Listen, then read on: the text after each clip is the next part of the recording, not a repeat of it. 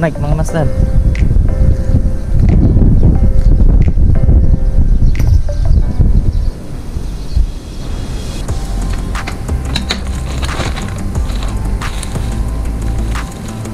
So ayun mga master, mag-unboxing tayo ng ating Praglor. Yun, maraming salamat sa kaibigan natin na si Inyong Waras. Yan, maraming salamat dito sa iyong pinadalang mga Praglor. So buksan na natin mga master.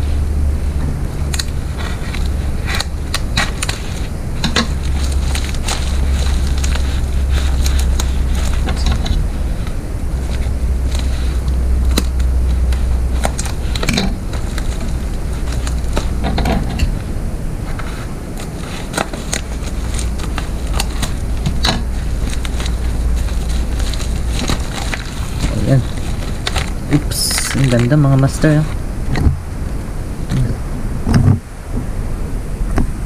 Ang ganda ng Praglor natin, galing kay Inyong Waras.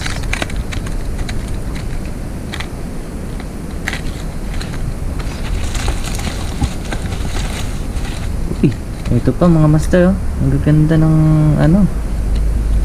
nung Praglor natin na galing kay Inyong Waras. Parang ahas talaga siya mga master.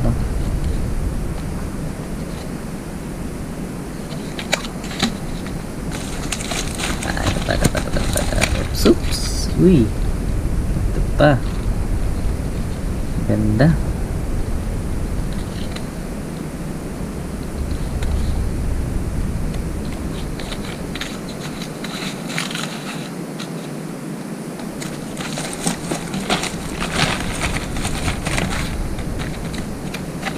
So maraming salamat nga pala sa kaibigan natin kay Inyong Waras. Yun ang napakaganda ng print niya sa atin na Praglor. Parang aso, nakinang-kinang.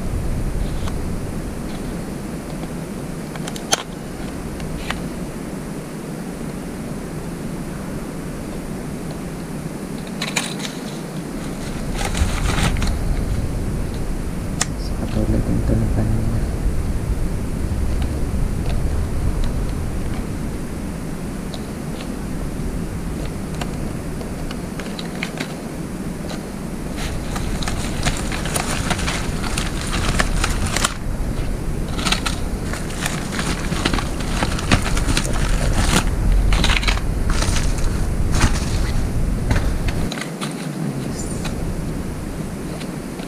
Check natin ito mga master.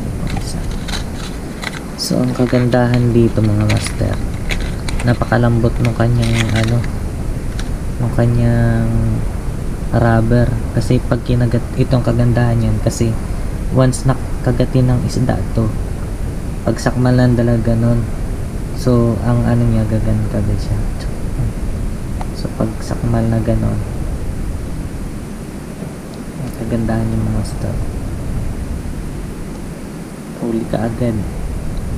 So napakatalas, ang talas ng kanyang ang ginamit dito ay BMC hook, anti-rush siya. Ayun ang maganda mga master. At saka itong design na ito, pang siya, yung madamong lugar, madadamong spot, hindi ka agad siya sasabit sa mga damo-damo. So ayun, kasi yung hook niya nakatago. So gagamitin natin to sa mga madadamong spot mga master.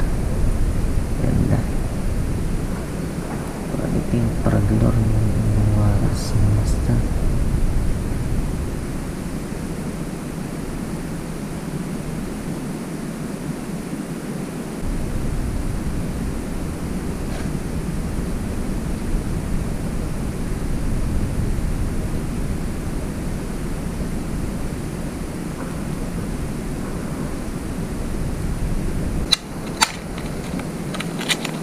Ito naman yung binigyan niya sa atin na Praglor. So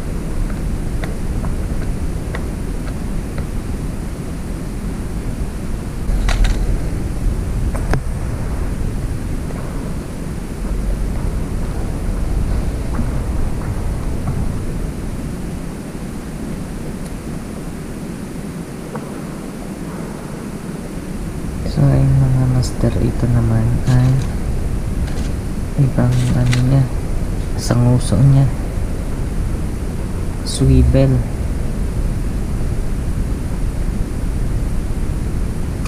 yung nakalagay mga master. So ayun.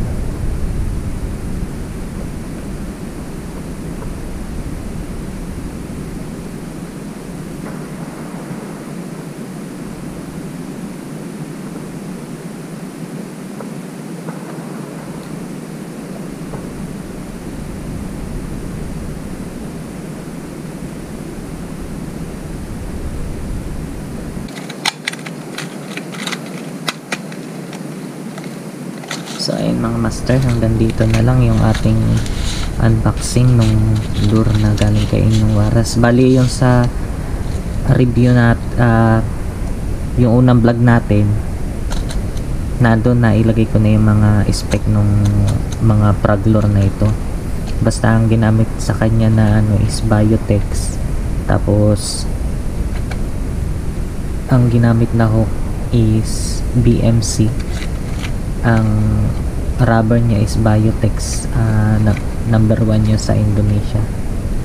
So ayan mga master, kung mapapansin nyo, quality yung pagkakagawa ng frog lure ni Inyong Waras.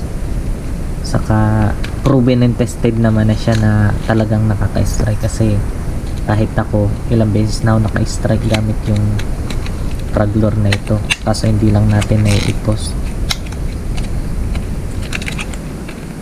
So ayun, bali try natin to mga next time, try natin kung makakadali. So ang dami na naman natin papasabitin mga master. So ayan, ganda naman ito.